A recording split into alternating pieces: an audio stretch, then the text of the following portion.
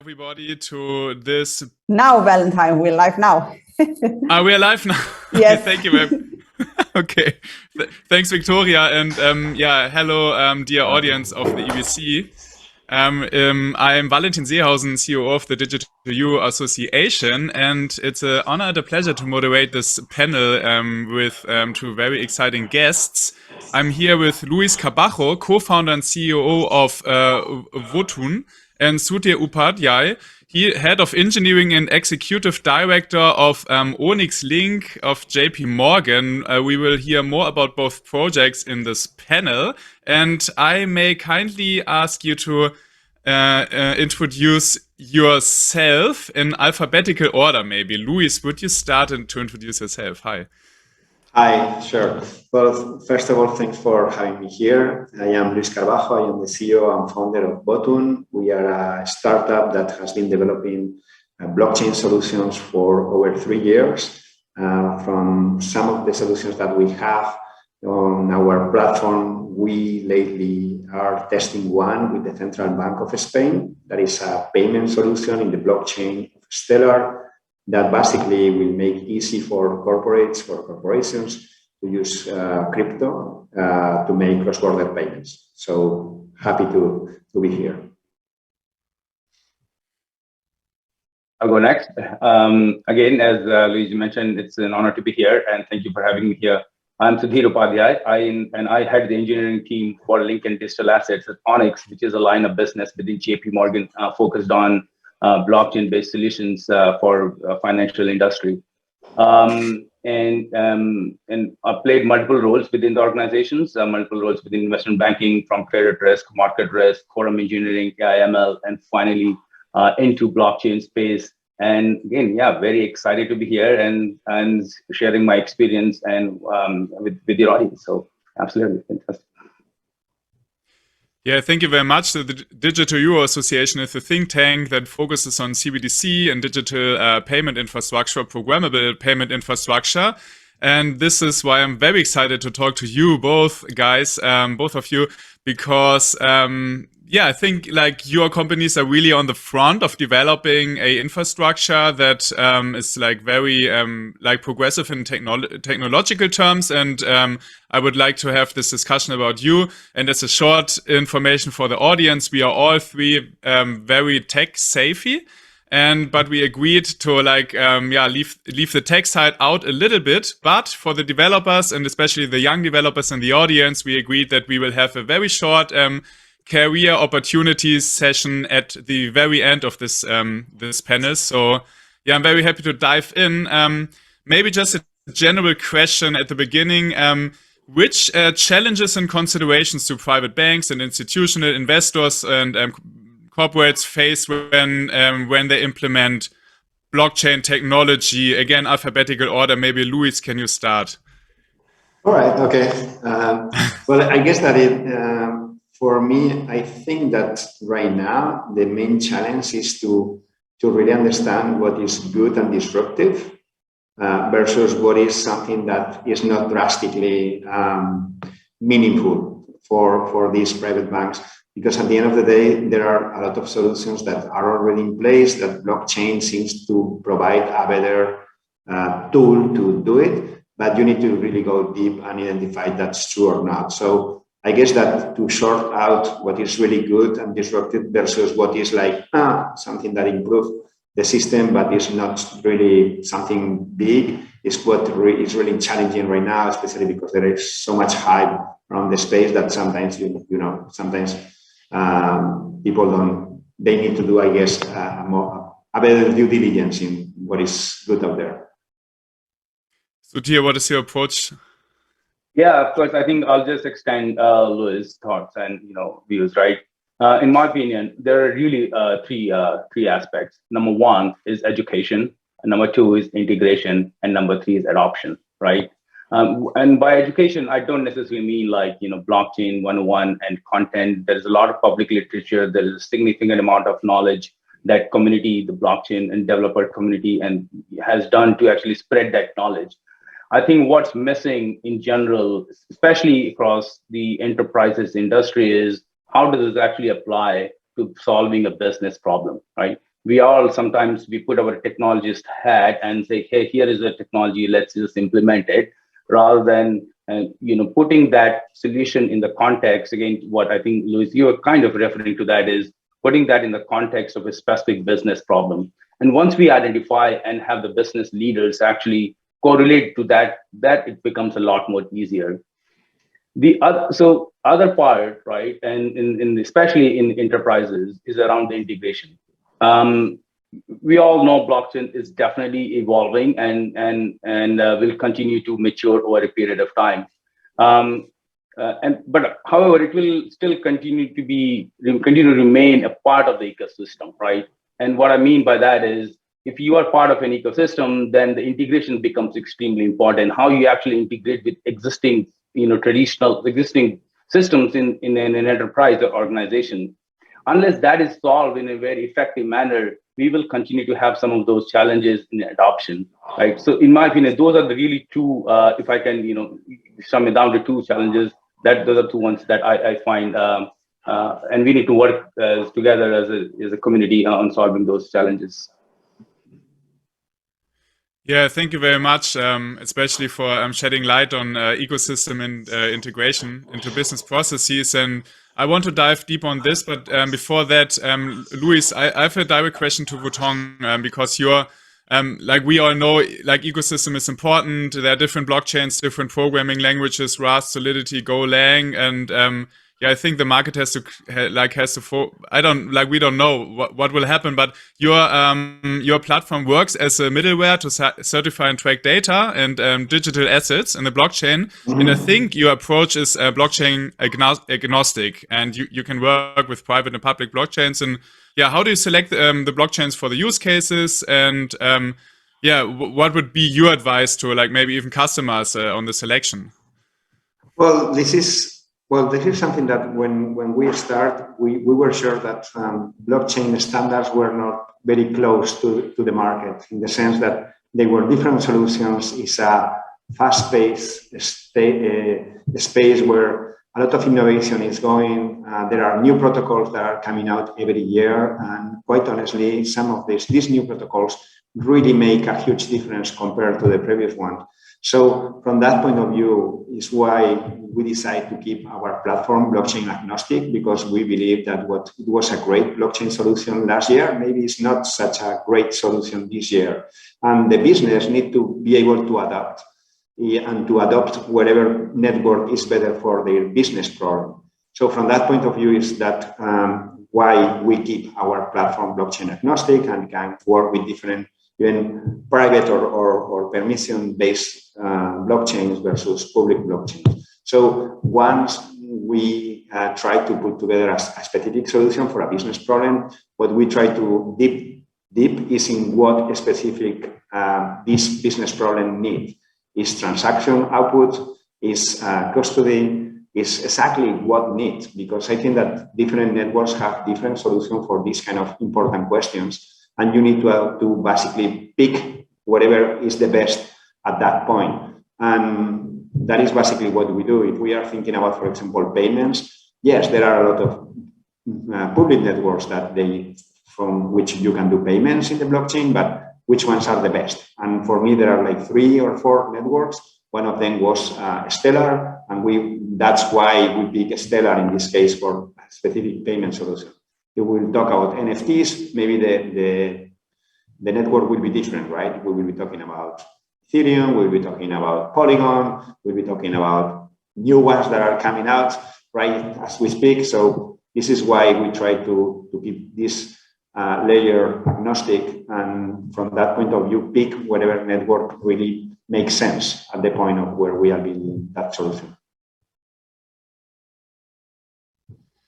Yeah, thank you very much for this answer, and giving it to you, Sudhir, because I think now we are coming to the synergy of this panel, because Luis, you like with your company, you are basically building on the blockchain, but Sudhir, you are heading a development team that is actually building a blockchain yourself, and with Onyx Liink, or maybe you can shed light on this at JP Morgan, you implement, I think it's an enterprise permission blockchain.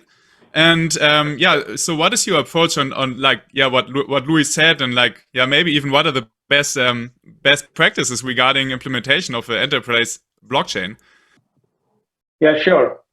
So before I go, actually, again, I'd like to extend Louis' thoughts a little bit more on the prior question as well, right? Although it wasn't intended for me, but I think so. And it's spot on, right? Like for me as the person who's actually heading the engineering team for our business. So for me, the most important thing is how do I solve the business problem? What specific technologies, whether it's permission, public, private, as long as my objective of solving the business problem for our business stakeholder holds true, I'm willing to take, move into that space, regardless of what the current state of the technology is. But I have to solve that problem. So permission at the moment and private permission at the moment, because that's where it solves the business problem related to payments, privacy. If you are doing in the digital assets market space, right? We need, the most important thing is privacy and performance, right?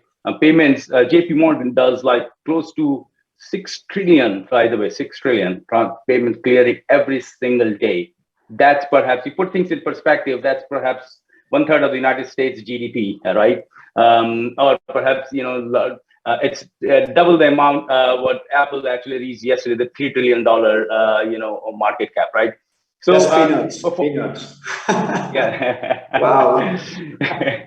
So to me, the solving those challenges are very, very, very important, right? Now coming back to your specific question around permission blockchain, right? What are the practices? Going back to my earlier answer related to the ecosystem aspect of it, right? Blockchain is a small vertical within the entire ecosystem, and it has to play nicely with everything else that exists currently, right? The cyber, the risk controls, the legal, appropriate software design, the reporting, archival of data. There are n number of things that are just an extension or should integrate well with the blockchain layer, right? And a number of the existing software design practice hold good in even with the blockchain. And we all know that even though it has picked up very recently, the technology, the multiple aspects of the technology have existed over decades, like from cryptography to consensus algorithms to all of those. It has come together now, and it is almost like formed a blockchain by itself, but underlying technology stack has existed for decades in some cases, and the standard software design practices continue to apply even as we evolve, like the blockchain space. Yeah, thank you very much. Luis, maybe do you want to react directly before I ask another question? No, I think that he is making very good point, right? In terms of specifically what are the challenges that they face. It's true. It's not easy. So no, nothing more to add. Yeah, and to react to this, maybe like what do you think are the like key risks from a technology and also from a business perspective in adopting the blockchain technology that is like maybe like also easily overseen in the public discussion? Like what are like some insights that you can share? Sure. So the good thing about public one is that the platform exists, like, and every year, perhaps every few months, there is a new platform coming and it's competing, which is good for the community and good for the overall, in this space, right? And at the same time, it does already provide some sort of resilient environment. So we have Ethereum and, and the new ones, I won't necessarily name or endorse any of those, but there are a number of platforms coming. They're well resilient and in some cases, independent by itself, right? So as a DApp developer, let's just say, doesn't have to worry about the resiliency feature, the security feature of all of those. When you move into the enterprise blockchain, and if you're building our permission networks, in that case, you have to worry about every single thing, the failover, the resiliency, the risk management, all of those which are in some form already or do exist in the public version has to be managed effectively within the enterprises. And those are the risks that I have to manage from an engineering perspective, and our business has to manage from their business perspective, which in some cases, in public domains, you already have it. Like, Ethereum is censorship resistance and all of those. So, and at some point, I do see at some kind of hybrid mode where there could be interaction between, or interoperability between the enterprise ones and the public ones, and in those scenarios, and when that happens, there is a potential that we could manage those risks and challenges much more effectively, or with much less investment than what we have to do right now. Thank you very much. And I've got actually two questions from the audience that perfectly fit to our guidelines. It's Riki Nakamoto, thank you very much, and Dershio, also DEA member, so shout out to all DEA members. It's about Stellar, and Luis, you work very tightly with Stellar, and maybe could you tell the audience what you build on Stellar, and what you're actually testing with the Central Bank of Spain, right? Yeah, so we are really excited about what we are trying to accomplish. So basically, the Central Bank of Spain this year, they put together a fintech or sandbox for fintech solutions. We were one of the startups admitted to test our fintech solution, and what we are trying to check with them, or basically what we are trying to prove them, is that companies, multinational companies, can use crypto, in this case Stellar, for doing this cross-border payment with complete or with fully compliance with all the financial requirements that they have in different geographies. As you probably know, for cross-border payments, companies, they still use the SWIFT system, the SWIFT banking system.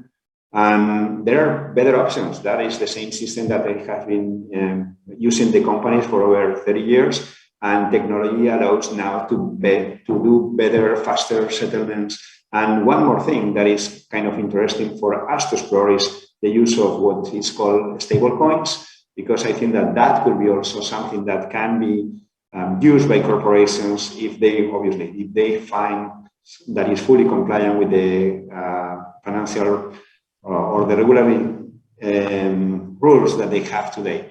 So in this solution, we are partnering with PricewaterhouseCoopers, that they are our integrator partner with big companies in Spain. And basically with them, we are checking how they can do these cross-border payments between geographies using our system that is completely outside of the banking or the traditional banking system, and be fully compliant with all the financial rules that they need to comply with in all the geographies.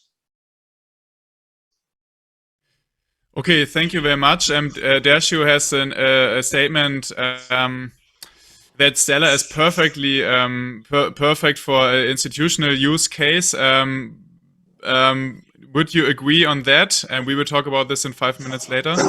Well, I think that I agree. Especially if we are talking about the financial services and payments. I think that is a great infrastructure. I think that's why Stellar has been also very active on the CBDC space, or trying to identify how their infrastructure can be used for CBDC. So I will agree with that. But with these kind of discussions, I think that it's always useful to say, is very good for institutional cases, yes, but for what cases, because at the end of the day, it came down really to the specific use case that you need to provide a solution for us. Sudhir was saying is a business problem that we need to solve, because obviously the technology is nice, it's cool, but this is the best technology to solve this business issue.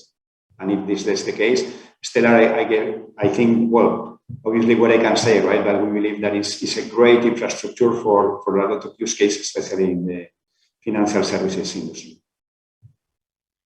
Yeah, thank you very much. So both of you have, I would say, like this extensive knowledge about business processes and this very strategic approach, like choosing the right technology for every business process or model. And Sudhir, I think it's not very clear to our audience that you are actually building your own blockchain with Onyx Liink, right? Did I get it right? And could you maybe explain why you choose to build your own blockchain? Yeah, so a minor clarification. We are actually not building an underlying implementation of the blockchain. We are actually leveraging an existing blockchain, of course, Ethereum, a fork of Ethereum, which is Quorum. Quorum was a fork of Ethereum that was initiated way back in like 2015, where our team added a privacy manager primarily and different consensus algorithm on top of Ethereum, which is more suitable for enterprises, right? And as you know, as the consistent theme during this conversation has been is what is right for the business, what is right for the business and solutions. In that case, Raft actually provides us a much more deterministic results compared to some of the other consensus algorithms that is there in Ethereum-based solutions. Within Onyx, so as I was referring to earlier, Onyx is a newly formed business within JP Morgan. As you can find from its public site, we have three main stripes. One of the Liink, which is the interbank information network for resolving payment-related inquiries, right? And I will go, if you have time, I can go more in detail, but that's for all of the payment-related use cases. Then we have Onyx Digital Assets, which is for all the digital assets tokenization on the permission blockchain. And finally, we have coin and clearing system for that actually relates to JPM coin and so forth, right? On the so we are leveraging Quorum to build solutions, blockchain-based solutions for peer-to-peer interactions for digital assets, coin, and interbank information network, which, by the way, has close to 400 participants that have signed up and 100 plus, in just about 2 to 3 years time frame, right? On the digital assets side, right, we actually launched an intraday repo project about just about a year. I think it might be just about a year right now.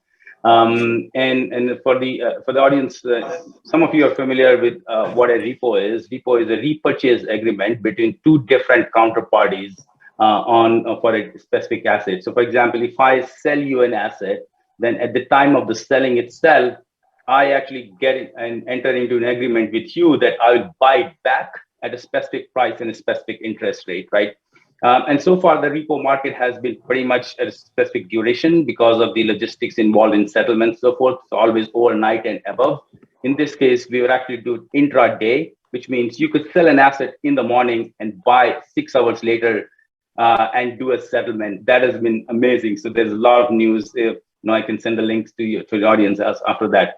But that's the digital assets part of it. On the Liink side, we also have account validation service, which is confirmed. So before you send a payment to a participant, especially for the cross-border payment, and we leverage the peer-to-peer interaction between two different participants for those services. So in a nutshell, there are 3 stripes, and all of the 3 stripes are based on blockchain of the solutions that we built.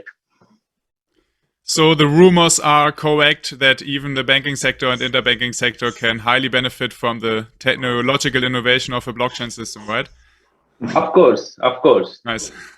100%. Yeah, we will definitely be leveraging. I mean, technology is at the heart of, heart of our solutions, right? We, of course, it relates to the business, and we are definitely going to leverage those technology, whichever is available and suitable for the business. I think this is a very nice key takeaway message. Obviously, our audience is also very interested in the blockchain realm in general, because there's this question about scaling of scalable blockchains like Solana and Avalanche, or layer 2 solutions like Polygon, and potential utilizing in the industry, obviously. So maybe, as a last take on this, what are your thoughts about like scalability and layer 1 solution? And Luis, I know that you are also, I think you are kind of implementing a layer 2 solution on Stellar. So I mean, layer 2 does not always mean Ethereum. So maybe a minute about that, Luis. Yeah, well, very quickly, I think that once scalability has been an issue in some of the solutions that you are able to put together in this industry, especially at the layer 1 level. So layer 2 are a very good option to implement better scalability solutions. But when we are talking about layer 1 versus layer 2, I think that we need to go a little bit deeper and understand what kind of layer 1 we are talking about. Because once again, if you are talking about Bitcoin is very different than Ethereum. Ethereum is very different than Stellar. So these layer one are very different between them. Or if you talk another one like Algorand or Solana, right? So these are the new kids on the block, and seems that they're having so many benefits. So yes, I think that layer one have their limitations, and you need to be careful in which you are choosing to build your business solution on top of that. And it's true that layer two are helping with some of these issues, especially with scalability. I think that Polygon is the best example of what is able, or what they have been able to do with Ethereum blockchain. And the NFT market probably is one of the best examples in which, the minting of the NFTs were so crazy in terms of price and at the Ethereum blockchain that, to implement some layer two like Polygon has solved these issues, right? Because the cost of the transaction is much lower than that. So once again, I think that depending on what exactly business problem you are trying to solve, layer one it's the way to go. If you have scalability issues, yes, layer two is possible. In the Stellar blockchain, it's very recent that the layer two has been coming out. There is one, it's called Starlight, that I think that is really interesting. So if you are curious about layer two options, definitely I will take a look on that one, because it's very, very interesting, the solutions they are applying to make it more robust, the payments infrastructure for Stellar. Okay, thank you very much. We slowly have to wrap it up. I promised some career advice, so maybe what do you consider when hiring a developer team? What career advice would you give young developers, or even like non-tech persons that want to go into blockchain? And plus some like last sentences from you, maybe. Sudhir, do you want to start? Yeah, absolutely. I think the most important thing that I look for the hiring engineering into team is, number one, is have a core engineering skills, and number two is really hungry, super hungry to learn something, right? The technology is evolving so rapidly that, I can't expect someone to have like 5 years of knowledge of blockchain and, those is more like synthetic, skills, right? I think really core development skills, core engineering skills, and hungry to learn. I mean, some of these technologies evolve over a period of time, and one can catch up very quickly on those at a very rapid pace as well, as long as you're hungry for learning. Completely agree with that statement. There is not so much experience in the market, so you are hiring people that are really hungry to learn, and that they are really excited being on that space and learning new things every single day. Completely agree with that career advice. Yeah, thank you very much. I think the space is just super exciting. So hi, Victoria, and thank you very much for having us here. Okay. Thank you so much, Sudhir. Lovely Bye-bye. panel discussion. And guys, if you have more questions for them, please reach out to them through the People's tab. And now please go to the next section. All right. Thank you so much. See you. Bye.